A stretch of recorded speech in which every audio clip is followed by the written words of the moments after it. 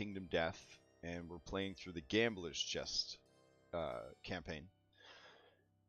And because we don't have a set schedule, we just play once a month. So it turns out that the next time we play is Sunday, so like 2 days from now. So I kind of need to do this recap. The problem is I waited a long time to do the recap because May is a really busy month for me, and I was really tired. So I asked the guys to help me remember everything that happened. So we're gonna do sort of a greatest hits from last session to see, to just record for posterity what went down essentially.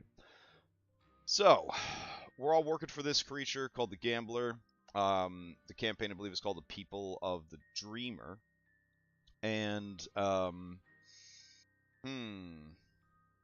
where to begin? We ended session 4 on a very high note. We beat the crap out of the Butcher. It was very, very satisfying. We got great drops from the Butcher. Everything was fantastic. Then we had to make a decision. We're so strong. We had such great gear. Like, what do we hunt next? What do we focus on? So there was a lot of back and forth about it, and we thought, should we go fight the Smog Singers, the Grandma Mermaids? That there's 3 at once.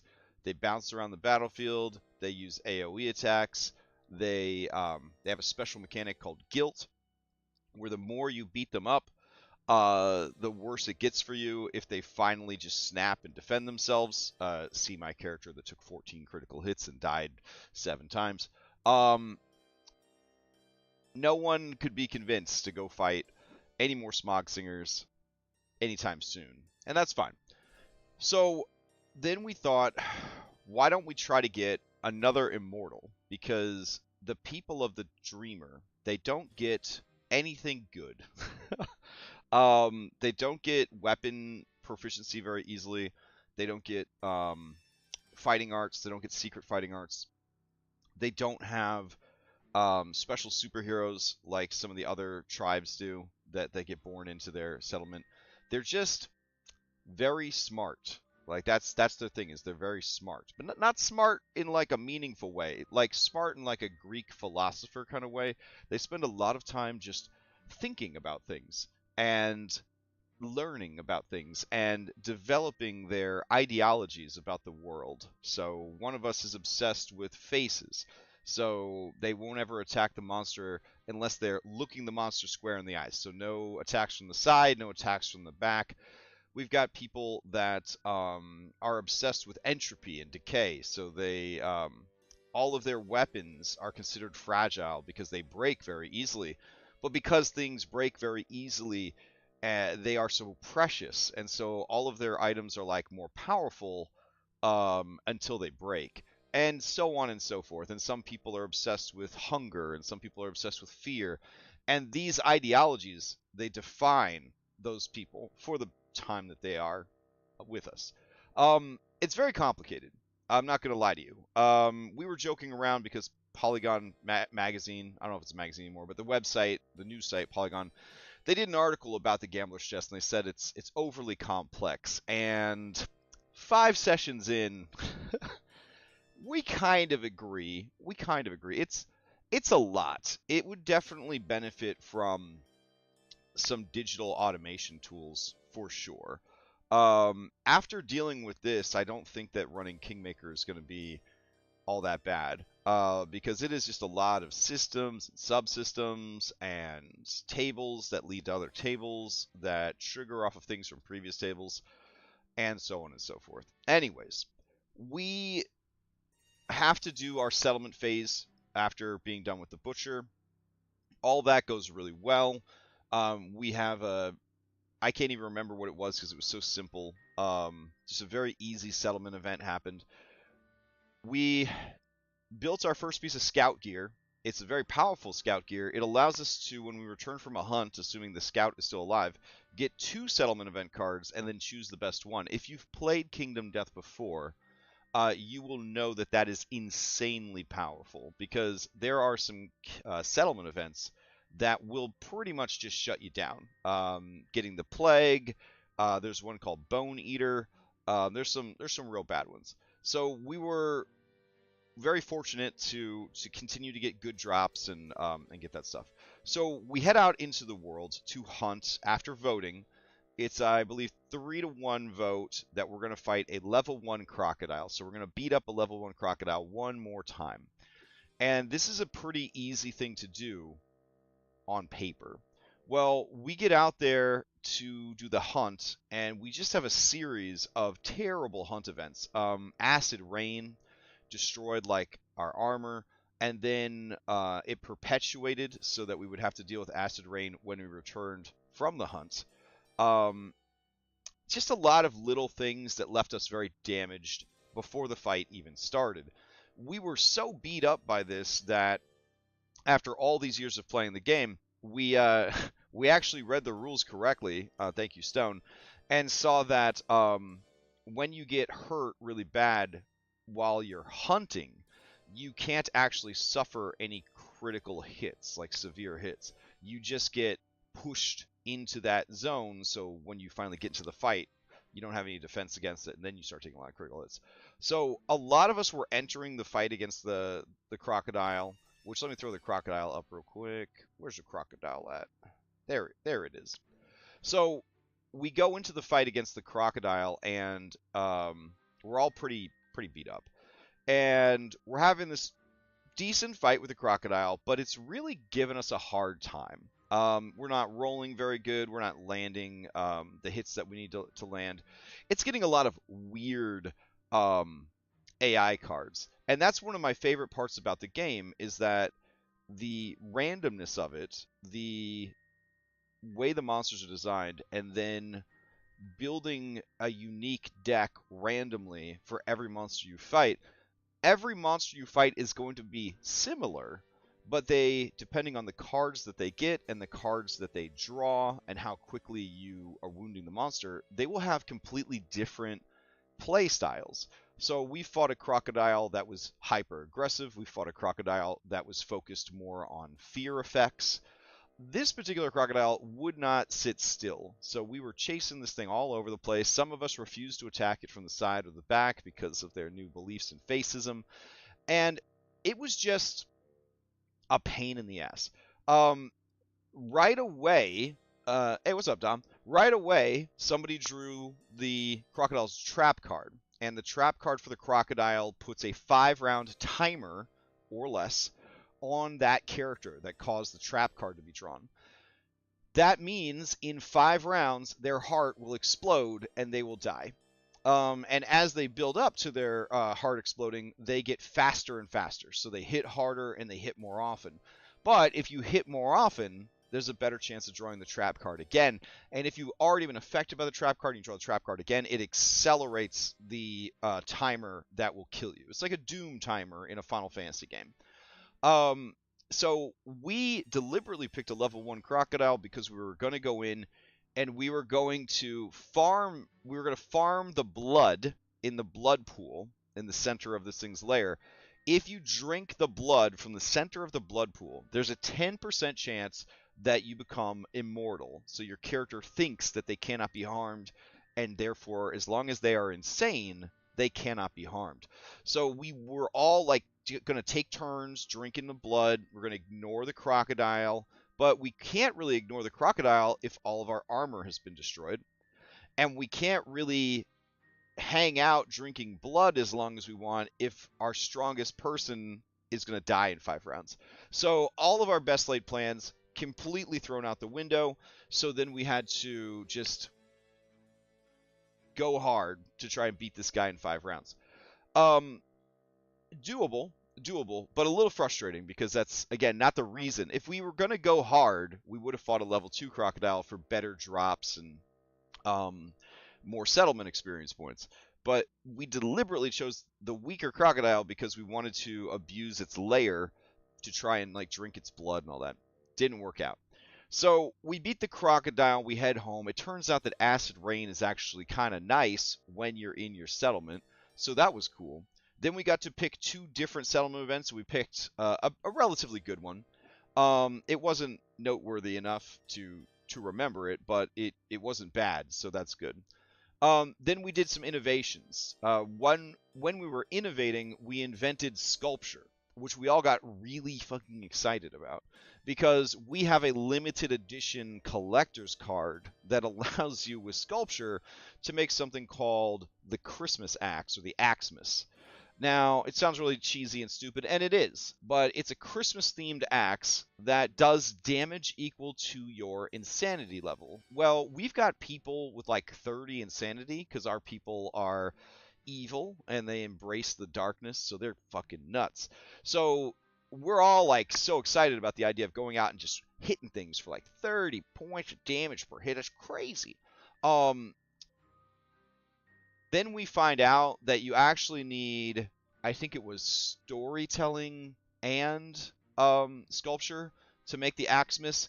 So that was kind of a sad feels. But we've decided that it's worth it. And it might sound cheesy to have a Christmas themed item be our settlement signature item, but a couple of things make it the perfect weapon for our settlement. One, we don't know how to train with weapons, but anybody that fights the butcher, there's a chance when you fight the butcher that watching the butcher fight, you learn how to be an axe user. So since the butcher is going to be coming back a couple more times, that gives us a chance to have people that gain proficiency with, and specialization and mastery with the axe, and then the axe is dealing damage equal to insanity. Also, another one of the nemesis in the campaign is motherfucking Santa Claus. Where's Santa Claus at? So I can show you. There he is. Okay. So this is Atnus, the Child Eater. And he is essentially the Shadowfell Santa Claus. He's got a sack full of children. It's like Krampus and Santa Claus combined into one horrible being. So if we've got a Christmas-themed bad guy, and one of the only weapons we can specialize in is axe, and we have access to a special edition axe, and our whole settlement's about being crazy, it's the perfect fit. So we are prioritizing becoming axe specialists and building these Christmas axes. In order to build the Christmas axe, we have to have plants called acanthus. Now, acanthus is very easy to get in the normal game because there's a creature called the Screaming Antelope, and the Screaming Antelope's entire build is about eating acanthus and powering up with acanthus. So whenever you go to fight it, there's acanthus everywhere because you fight in a field of acanthus. We don't have that luxury, so acanthus is pretty rare for us. So what we did is we cashed in every single resource we had, even our perfect resources, to build a leather worker. Now, we were able to build a leather worker because we invented leather, because we invented ammonia. So ammonia, I guess, is used to cure hides to make leather. So we have this leather worker. Then we were able to build a sickle. The sickle allows us to add a special hunt event called harvesting. So when you are out hunting, you can place down a card called harvesting, and when you reach harvesting on the hunt tracker, you flip it over, and then you can perform this mini game to try to get extra acanthus. So we're going to start building up the resources to build these Christmas axes, and yeah, that was pretty cool. So one of the other events that happened was a scripted event, and it was a mysterious gift from Atnus. And there was a lot of terrible shit that could have happened with this gift. We were fortunate that the gift didn't kill anyone, which is one of the things the gift could do. And when we opened it, inside the box, I believe, was just a picture that looked like it had been drawn by a little kid, and it showed Atnus and being happy and us being happy, and that was weird. And then he penciled himself in for another visit to our settlement in a couple of years. So a few more years from now, this creepy ass motherfucker is going to show up and probably try to eat our children, which is what I think is going to happen. So that's a problem for another day. That's a problem for another day. So yeah. So put that on a shelf, and then we headed out to hunt down the crocodile. This time we were going to hunt a level 2 crocodile. So as we headed out, when you hunt a level 2 or 3 monster, it's much harder. There is a place at the edge of your settlement's borders called Overwhelming Darkness. Essentially, you are leaving the safety of your homeland and journeying beyond that into the deeper parts of the Shadowfell. And as you do, you can just die whenever you go into Overwhelming Darkness. Like, you can just die. There's like a 10 to 20% chance that you just fucking die. Um, so a little stressful. And as we go through Overwhelming Darkness, we all live, but we kind of get a little scared, beat each other up a lot, and then we emerge on the other side of the darkness. We do our acanthus hunting, and we're veterans to the game, so we know that the harvesting minigame is actually a trap. If you do too well at the acanthus minigame, you end up going into like a side dungeon that's all table generated, and there's a very small chance that something really good could happen, but a lot of chances that fucking terrible stuff can happen. So we did just the bare minimum harvesting that that we needed to do, without putting ourselves into that minigame dungeon. It is worth mentioning that we didn't run into any bone eaters yet, even though they've been on the random encounter track for a while. And after the harvesting, we moved into the fight against the rank 2 crocodile. Right away, we realized that the rank 2 crocodile was not a joke. It had higher armor class, or ability to deflect damage or whatever. It had a little bit more going for it. So it was, and it had access to a legendary ability. Fortunately, we were able to disable that legendary ability before it got a chance to use it, using combination of gear that gave us some, I don't want to say AI manipulation, but a little bit of AI manipulation. It allows you to look at the monster's AI deck and then put the cards back in a different order. So you can kind of see like, oh, this really strong move is coming up. Let's put it on top of the deck, and then we're going to do everything we can to injure it so that that AI card gets removed from the deck. And so we were kind of doing pretty well. It's no joke. We are a little nervous about it. And yeah, so dialing it back to the hunt, because I don't want to forget this about the hunt. We did encounter during the hunt the Lonely Tree. And the Lonely Tree is like an optional side monster. It is a tree that the fruit from the tree can either kill you or give you like superpowers. And then the tree itself can be attacked and fought like a boss. So a very like Whomping Willow, Galthias tree kind of situation. We were all too scared to go and investigate the tree, which was kind of sad.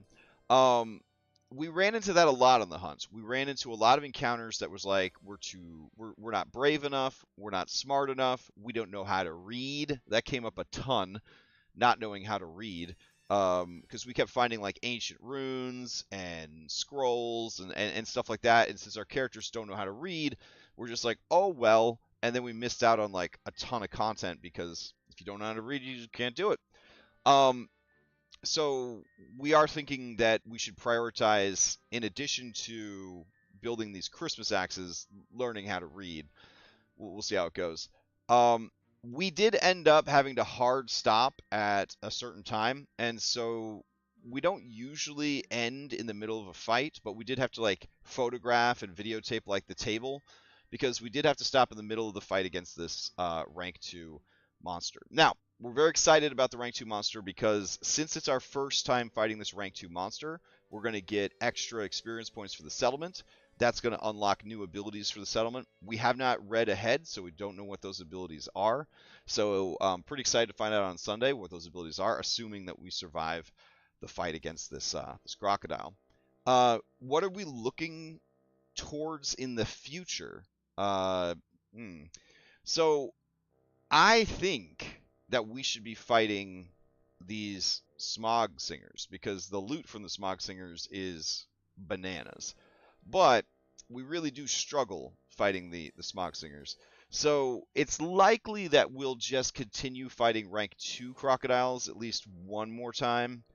And then from that point, we'll probably go back to the Smog Singers. Soon, we're going to have to deal with the Kingsmen, which are servants of the king. And then we have the Phoenix coming up soon, and we might fight the Phoenix. We are pretty experienced fighting the Phoenix, and the Phoenix does have some pretty good drops.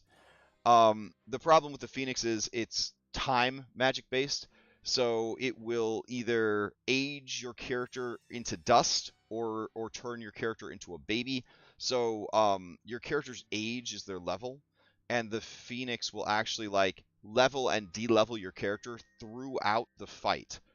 And if they level you past retirement age, you turn to dust, and if they level you below level 1, you turn into like a baby, and you're just dead. It's crazy. So yeah. That's probably what our next goal is going to be. All right. In closing on this here book report, I did get another shipment from the Kickstarter. You know, the Kickstarter from like 5 to 7 years ago, that Kickstarter. And what came in the mail was the Frog Dog. So an old friend of mine painted this 7 years ago. That's how long this Kickstarter's been going on. And the Frog Dog is a frog monkey with dog with these big old veiny tatas. It's got vagina mouths along its back, and the vagina mouths are constantly birthing puppies. So many puppies that its base is just a mountain of puppies. Anyways, so that expansion came in the mail. It's in a box right here. It's too shiny to see, I guess, what's in there. But the Frog Dog is like a low-level monster. And you would use this instead of like the crocodile or the white lion. I haven't cracked it open, but it comes with a lot of content, like a ton of content, like the expansion monsters always do. So we won't be able to use the Frog Dog content in this campaign, but everybody else, everybody besides me, is like really excited. They're like, oh, after this campaign, what do we play next? We should play a campaign where we customize like what monsters we fight, what nemesis we fight, and we could have like the Frog Dog, and we have this, and we have that. We'll have the Black Knight. Like it'll be so cool. And I love these guys. I love hanging out with these guys. And so if they really wanted to keep doing like a monthly Kingdom Death game, I mean, I would do that, forever. That's fine with me. I am frightened already of like the possibilities of some of the crap we have to fight. I would like to fight the Frog Dog in a campaign with some like swamp-based monsters. So there's something called the Oblivion Mosquito, and there's something called the Honeycomb Weaver. There's just some really nasty like insect-based and swamp-based monsters. We throw the Slender Man in there. Slender Man is actually a monster in Kingdom Death. Yeah, there's a monster called the Spidicules, which is just like this massive spider, like the size of the game board. Terrifying. So yeah, that seems like it'd be kind of fun to do like a swamp-based one. Yes, the Frog Dog is on a mound of puppies. If you look, you can see the vagina mouth. There you go.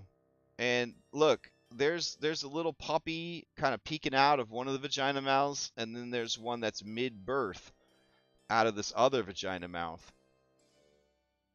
Yep. Yeah, that's the thing that's happening. Yep. Also in that box was a cool t-shirt. It is the Gambler t-shirt. It's pretty cool. I had a shirt from when the game first came out that I got it at Gen Con, and it was the Butcher, and it was a fucking awesome shirt.